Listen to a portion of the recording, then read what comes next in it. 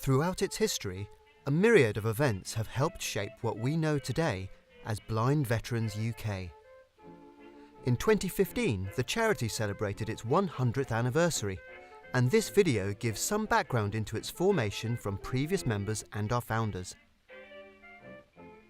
Our story begins in 1913 with a publisher, Arthur Pearson. Pearson founded a company which bore his name and wrote a popular periodical called Pearson's Weekly. He was also the owner of the Daily Express, which he sold on when he began to lose his sight through glaucoma. When he was told that he would be totally blind within a year, Pearson responded, "I shall soon be blind, but I will never be a blind man. I am going to be the blind man." In that same year, he joined the council of the National Institute for the Blind. In 1914, just a year later, he became the treasurer and president of the Institute for the Blind and raised their income from £8,000 to £360,000 in just 8 years. Arthur Pearson began to visit these sightless veterans in hospitals and began to wonder what would become of these men after they left the wards.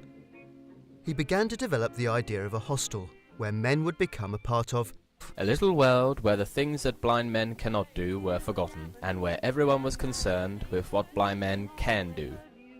This approach was revolutionary at the time, as blinded servicemen were viewed upon as cases for charity, not vocational training.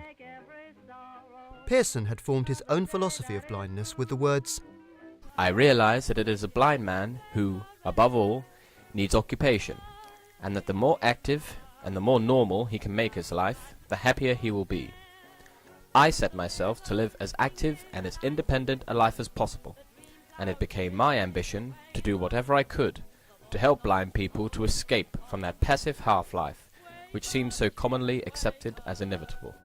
In this recording, a member, Bob Young, talks of Pearson visiting him in hospital after his injuries. And one day a fellow came round and said, "Hello, my lad, how are you?" I'm ashamed to say I bit his head off, for I didn't want visitors. And he said, "Cheer up, my boy, you're not the only pebble on the beach." I said, "No, but I am one. I think that's more than you can say." "Oh, no, I'm Arthur Pearson. I've been blind for years." I'm glad to say I was ashamed of myself. And he gave me a braille watch. I thought, what the devil do you want to give me? Doesn't he know I'm blind? I didn't know what a braille watch was. Now this is where the man's genius came in. In that ward there was an old-fashioned kitchen clock somewhere on the other side, and it struck once the half hour, all through the 24 hours. And it was pathetic, through the night. You'd hear those watches, there were 100 watches. You'd hear the watches clicking all over the ward. The men were telling the time. They were doing something for themselves, independent for the first time in their lives. And I thought, well, I can do that. That's something. It was the beginning, the first step on the ladder. But it was the genius of Arthur Pearson that realised, he got in touch with his men that way. Life is not going to be a tragedy. Blindness is a handicap, not an affliction. Instead of becoming a self-centred object of pity, we might become happy, independent, useful citizens. As the hostel expanded, St Dunstans Lodge in Regent's Park, with 15 acres of grounds, was modified for their use. On the 26th of March 1915, St Dunstan's Lodge officially opened to 16 blinded soldiers and sailors. That first year, some 51 men were given occupational training and started working again. Training included a wide range of professions, including physiotherapy massage, shorthand typing, telephone operating, poultry farming, gardening, carpentry and joinery, basket, net and mat making, and boot and shoe repair, some of which had rarely, if ever, been practiced by blind people before. The music you can hear in the background is the St Dunstans Band, made up entirely of members. The men even played football with Arsenal FC, as a few players were good friends of Pearson's. From the very start, it was recognised that being amongst similarly wounded veterans encouraged a fellow feeling among the men who understood each other's problems. Here are the first members of the hostel, going together to row on Regent's Park Lake in 1916 after a hard day's training. There was a vibrant atmosphere, and the St Dunstaners enjoyed many sporting activities and music and dance evenings. By 1918, over 600 men had now been trained. 700 more were in training and 200 were yet to start. Due to the influx in membership, more properties were required across the country. Convalescent homes were set up in Ilkley, Blackheath, Hastings and West House in Brighton, which was the first instance of the charity being linked here. In 1923 we became a company, and the new constitution which followed allowed veterans blinded on duty and female veterans to join. Previously, only war-blinded veterans were eligible. Australian Acting High Commissioner presents a food parcel to Sir Ian Fraser at St Dunstans. We're all excited to open these parcels and see the good things in them.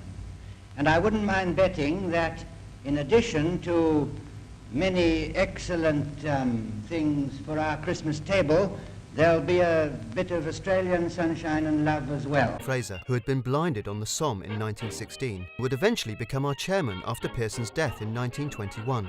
Taking over at just 24, Fraser stayed in post until his death in 1974 and is still our longest-serving chairman.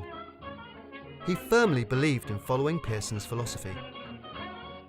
Here he is talking about the importance of sending men back to their homes and communities with skills. It was the tradition in the blind world that employment was found in workshops for the blind. Sir Arthur Pearson thought it better that young, vigorous, blinded men should go back home, go back to their own community, and thus become an integral and a real part, once again, of the world which they seem to have left. In 1935, as the company expanded, and with another war looming, plans were made for a purpose-built centre. This land in Ovingdean was purchased for £12,000, and the building was designed by Francis Lorne in the shape of a plane. This centre is unique in being built for purpose, for the visually impaired and blind, who themselves had input on the design. That said, some members were more concerned about the increasing distance between the centre and the nearest pub. To solve this, the in-house bar was hastily added to the plans.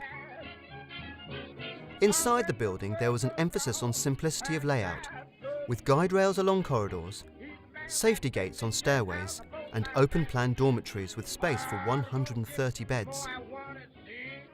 A tactile model of the original building can be seen on the main floor today, which has pull-out shelves which members would feel to orientate themselves.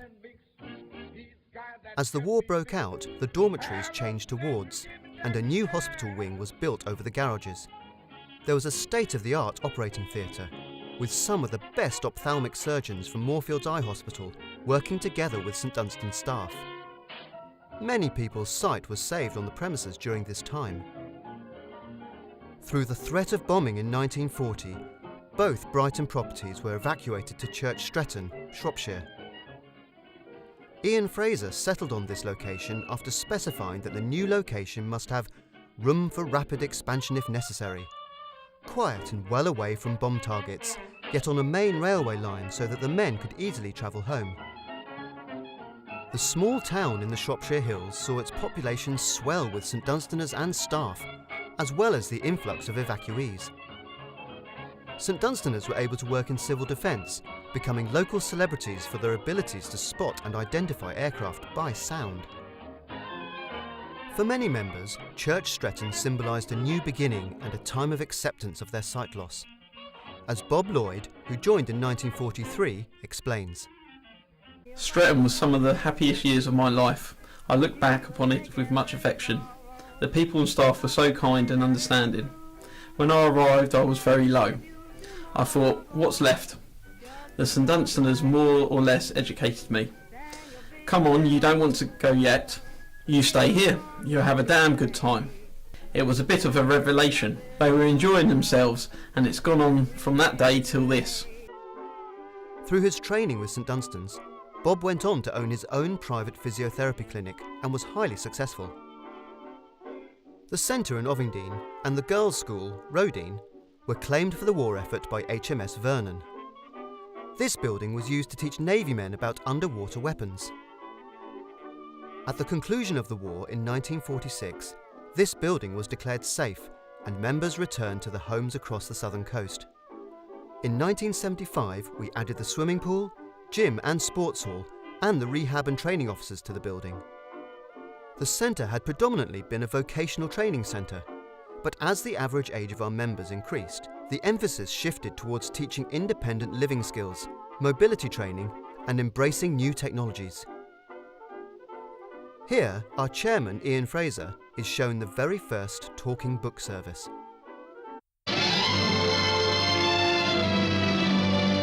Lord Fraser explained the operation of the tape recording magazine now being adopted by the library of the Royal National Institute for the Blind, of which Mr. Godfrey Robinson, on the left, is chairman.